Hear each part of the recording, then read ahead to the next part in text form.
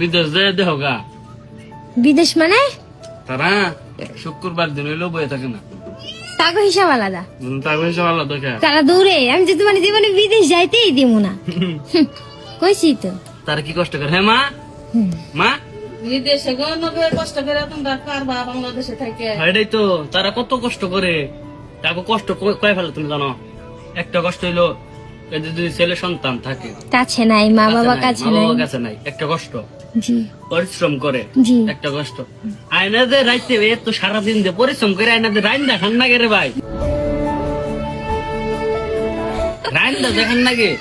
আমার মনে হয় সকল দুনিয়ার কষ্টের মধ্যে এটা সব থেকে বড় কষ্ট। দেখান নাকি কাগজ পত্র হ্যাঁ, কাপড় চোপড় ধর নাকি রাইন দেখান নাকি। তাহলে বুঝো যে একটা প্রবাসী কত কষ্ট করে। আর বাংলাদেশে থাকি তোমাকে নিয়ে পোলাগো নিয়ে যতটুক পারি সারাদিন কাম কাজ করি, রাইতে সুন্দরভাবে বাড়তে আনি। বুঝলো নাই?